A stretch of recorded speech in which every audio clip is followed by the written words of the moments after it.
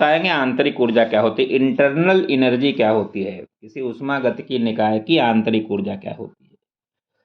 तो internal energy of thermodynamic system, इसका मतलब है कि हमें मालूम है कि निकाय के भीतर जितनी भी ऊर्जाएं हैं होती हैं उनका योग ही आंतरिक ऊर्जा कहलाता है। तो निकाय के भीतर उपस्थित सभी प्रकार की ऊर्जाओं का योग जो होता है, गतिज ऊर्जा है, स्थितिज ऊर्जा है, या और कोई दूसरे प्रकार की ऊर्जाएं हैं, sum of all kind of energy inside the system is known as internal energy of the system। Internal energy को U से रिप्रेजेंट किया है। तो हमें कहा जाए कि ये आंतरिक ऊर्जा मुख्य रूप से किसके बराबर होती है, तो गतिज ऊर्जा और स्थितिज ऊर्जा के योग के बराबर होती है, क्योंकि ज़्यादातर यही ऊर्जाएं होती हैं। अब गैस के केस में देखते हैं तो गैस के अणुओं की पोटेंशियल एनर्जी बहुत कम होती है, नगण्य। स्थितिज ऊर्जा क्या होती है, नगण्य। क्योंकि गैस के अणु बहुत तेज गतिमान रहते हैं, इसलिए उनमें गतिज ऊर्जा बहुत ज़्यादा होती है, यानी उनकी गतिज ऊर्जा ही आंतरिक ऊर्जा के बराबर मान लेते हैं। तो चूंकि गैस के अणु निरंतर गतिमान होते हैं, उनकी स्थितिज ऊर्जा नगण्य होती है, इसलिए उनकी गतिज ऊर्जा ही लगभग मान लेते हैं आंतरिक ऊर्जा के बराबर है। और गतिज ऊर्जा किस पे डिपेंड करती है, ताप पे। तो हम कह देंगे आंतरिक ऊर्जा भी ताप पे निर्भर करेगी। जैसे गतिज ऊर्जा का सूत्र होता है 3/2 RT 1 मोल गैस का, तो गैस की आंतरिक ऊर्जा भी मुख्य रूप से ताप पे निर्भर करेगी। U is function of temperature.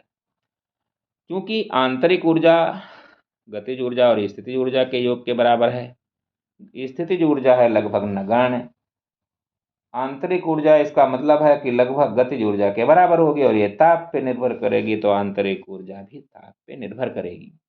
जब ताप बढ़ेगा तो आंतरिक ऊर्जा भी बढ़ेगी, जब ताप घटेगा तो आंतरिक ऊर्जा भी घटेगी। अब देखिए किया गया कार्य किस तरीके से डिपेंड करता है मार्ग पर। जैसे मान लीजिए हम किसी उष्मागतिकी निकाय के लिए दाब और आयतन के लिए ग्राफ खींचते हैं।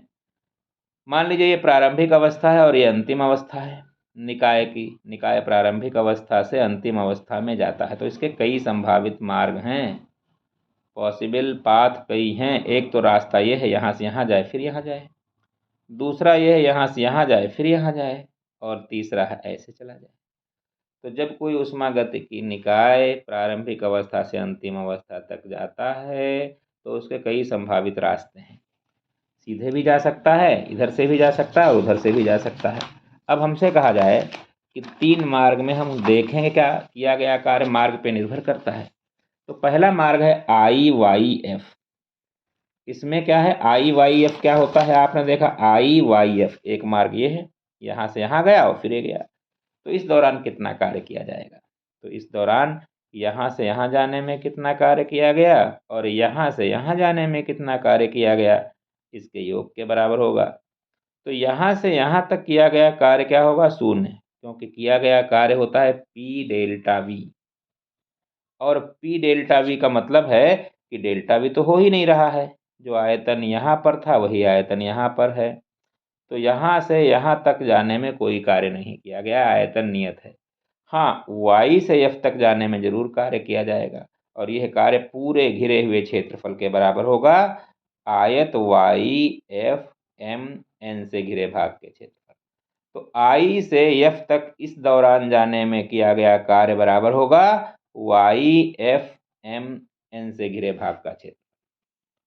वही मैंने लिखा है यहाँ पे। अगर देखें हम तो क्या लिखा है, I से Y से F तक जाने में जो किया गया कार्य है आयत YF MN से घिरे भाग के क्षेत्रफल के बराबर होगा। दूसरा रास्ता है I से X जाएं और X से F जाएं। आइए देखें, I से हम कहाँ गए, X गए, और X से F गए। तो I से X जाने में कितना कार्य किया जाएगा, इस घिरे भाग के क्षेत्रफल के बराबर, क्योंकि अभी हमने बताया था किया गया कार्य दाब और आयतन से घिरे भाग के क्षेत्रफल के बराबर होता है। तो I से X तक जाने में किया गया कार्य होगा IX MN से घिरे भाग का क्षेत्रफल, और X से F तक जाने में कोई कार्य नहीं होगा, क्योंकि आयतन नियत है। जितना आयतन यहाँ है उतना ही आयतन यहाँ है, आयतन थोड़े बदल रहा है। तो ये दौरान हो गया 0। तो यहाँ जो कार्य किया जाएगा इस आयत से घिरे भाग के क्षेत्रफल के बराबर होगा। अब चूंकि इधर से जाने में क्षेत्रफल ज़्यादा कवर हो रहा है और इधर से जाने में क्षेत्रफल कम कवर हो रहा है, तो हम कहेंगे कि I से Y से F के दौरान ज़्यादा कार्य होगा, I से X और X से F के दौरान कम कार्य होगा, तो अंतिम अवस्था तक जाने में मार्ग पर निर्भर करता है। अंतिम अवस्था तक जाने में निकाय द्वारा किया गया कार्य अपनाए गए मार्ग पर निर्भर करता है। IYF में ज़्यादा कार्य है, IXF में कम कार्य है, तो अपनाए गए मार्ग पे निर्भर करता है। ये हमने बताया आपको। आइए देखें, अब आता है ऊष्मागतिकी का शून्यवां नियम, जीरोथ लॉ ऑफ थर्मोडायनेमिक्स क्या कहता है। ये कहता है अगर हमारे पास कोई दो निकाय हैं या दो ही वस्तुएं दो हैं, ए है बी है, और अलग अलग वो तीसरी वस्तु के साथ तापीय साम्य में है। तापीय साम्य क्या होता है, जब दो वस्तुओं के टेम्परेचर बराबर होते हैं, दोनों के ताप बराबर होते हैं, तो उनमें न तो ऊष्मा दूसरे में जा सकती है और न दूसरे से पहले में आ सकती है। क्योंकि हमने सबसे पहले बताया था ऊष्मा का संचरण तभी होता है जब एक का ताप ज़्यादा हो और दूसरे का ताप कम हो। ऊष्मा का प्रवाह उच्च ताप वाली वस्तु से निम्न ताप वाली वस्तु की ओर होता है। लेकिन यहाँ हम क्या कह रहे हैं कि अगर कोई दो वस्तुएं हैं और अलग अलग तीसरी वस्तु के साथ तापीय साम्य में हैं, तो आपस में भी तापीय साम्य में होंगी। तापीय साम्य का मतलब क्या है कि जब दो वस्तुओं के ताप बराबर होते हैं। थर्मल इक्विलिब्रियम का मतलब क्या है कि if temperature of two bodies are identical there will be no exchange of heat, वहाँ ऊष्मा का कोई आदान प्रदान नहीं होगा और वो तापीय साम्य में कहलाएंगी। तो दोनों वस्तुएं अलग अलग तीसरी वस्तु के साथ तापीय साम्य में है, माने ए अलग है सी के साथ तापीय साम्य में, माने इसका इसका टेम्परेचर बराबर है, न तो इससे जाएगी ऊष्मा न इसमें आएगी। बी अलग इसके साथ तापीय साम्य में है, न तो इससे इसमें ऊष्मा जाएगी न इधर आएगी। तो दो वस्तुएं अलग अलग तीसरी वस्तु के साथ तापीय साम्य में हैं, तो वे वस्तुएं आपस में भी तापीय साम्य में होंगी, आपस में भी उनके ताप बराबर होंगे, आपस में भी ऊष्मा का कोई आदान प्रदान नहीं होगा। इसे ही कहते हैं ऊष्मागतिकी का शून्यवां नियम। यदि कोई दो वस्तुएं अलग अलग तीसरी वस्तु के साथ तापीय साम्य में हैं, तो वे वस्तुएं आपस में भी तापीय साम्य में होंगी। अलग अलग इसके साथ तापीय साम्य में थीं, माने उनके बीच में ऊष्मा का आदान प्रदान नहीं हो रहा था, तो आपस में भी तापीय साम्य में होंगी, यानी आपस में भी ऊष्मा का आदान प्रदान नहीं होगा। यही लिखा है मैंने। ए और बी वस्तुएं अलग अलग वस्तु सी के साथ तापीय साम्य में हैं, तो ए और बी आपस में भी तापीय साम्य में होंगी। तो इस तरीके से ये भी क्लियर हो गया। अब आता है ऊष्मागतिकी का प्रथम नियम। आइए देखें, ऊष्मागतिकी का प्रथम नियम क्या होता है। किसी गैस के लिए अगर हम दाब और आयतन के बीच ग्राफ खींचें, तो यह है दाब, मात्रक है न्यूटन प्रति मीटर स्क्वायर, यह है आयतन, मात्रक है घन मीटर। ये प्रारंभिक अवस्था है ऊष्मागतिकी निकाय की, यह है अंतिम अवस्था। तो प्रारंभिक अवस्था से अंतिम अवस्था तक जाने के कई मार्ग हैं, एक ये मार्ग, एक ये मार्ग, एक ये मार्ग बताया था, कई संभावित मार्ग हैं। अब यहाँ पे एक चीज़ क्लियर है कि जब पहले मार्ग के दौरान कोई निकाय जाता है तो किया गया कार्य अलग होता है और ज़्यादा ऊष्मा दी जाती है। दूसरे मार्ग के दौरान जाएगा तो किया गया कार्य अलग होगा और ऊष्मा की मात्रा अलग दी जाएगी। अगर तीसरे मार्ग से कोई निकाय जाएगा तो किया गया कार्य भी अलग होगा और ऊष्मा भी अलग दी जाएगी। कहने का मतलब है अगर एक जगह से दूसरी जगह तक जाते हो तुम, तुम्हारी गाड़ी में पेट्रोल की कुछ मात्रा पड़ेगी, तुम्हें कुछ काम करना पड़ेगा। अगर लंबा मार्ग अपनाते हो वहीं तक जाने में, तो पेट्रोल भी ज़्यादा लगेगा और तुम्हें कार्य भी ज़्यादा करना पड़ेगा, थकावट भी ज़्यादा आएगी। और लंबा अगर मार्ग अपनाते हो तुम, तो पेट्रोल और ज़्यादा लगेगा। क्यू का मतलब है पेट्रोल, डब्लू का मतलब है थकावट तुम्हारी। तो वही चीज़ है, अगर कोई ऊष्मागतिकी निकाय प्रारंभिक अवस्था से अंतिम अवस्था तक जाता है तो कई संभावित मार्ग हैं।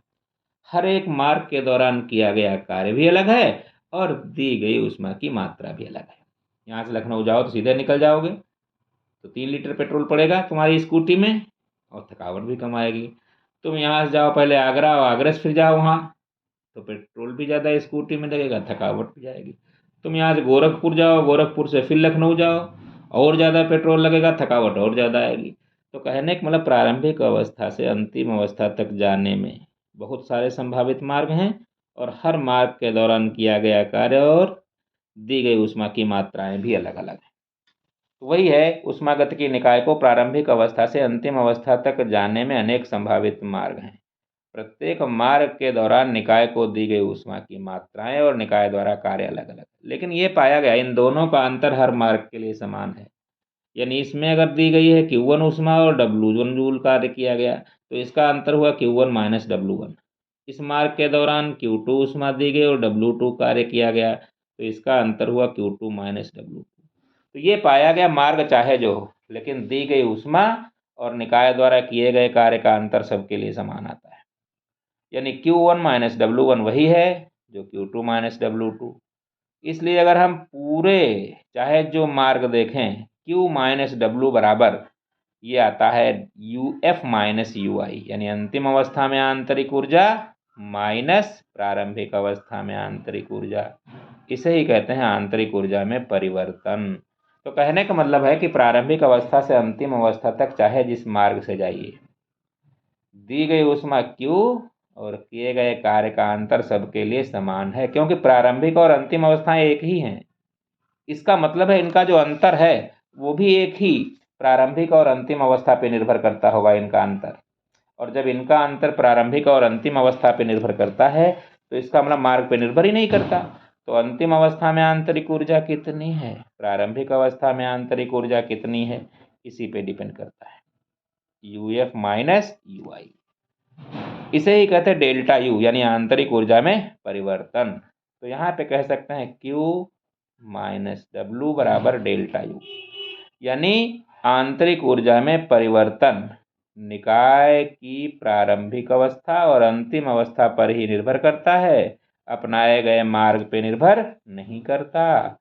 तो Q माइनस W बराबर डेल्टा U, यानी Q और W का अंतर निकाय की प्रारंभिक और अंतिम अवस्था पे निर्भर करता है, अपनाए गए मार्ग पे नहीं। यही कहलाता है ऊष्मागतिकी का प्रथम नियम, यानी Q माइनस W बराबर डेल्टा U, तो Q बराबर डेल्टा U प्लस W। यानी क्या कहता है, किसी निकाय को दी गई ऊष्मा का कुछ भाग क्या करता है, उसकी आंतरिक ऊर्जा में वृद्धि कर देता है। यह आंतरिक ऊर्जा में वृद्धि है UF माइनस UI, अंतिम अवस्था में आंतरिक ऊर्जा माइनस प्रारंभिक अवस्था में आंतरिक ऊर्जा, यही है आंतरिक ऊर्जा में परिवर्तन। तो ऊष्मागतिकी निकाय को दी गई ऊष्मा का कुछ भाग निकाय की आंतरिक ऊर्जा में वृद्धि कर देता है तथा शेष भाग निकाय द्वारा कार्य करने में व्यय हो जाता है। शेष भाग निकाय द्वारा कार्य करने में व्यय हो जाता है। यही है ऊष्मागतिकी का प्रथम नियम, खूब लिखने को आता है, ऊष्मागतिकी का प्रथम नियम।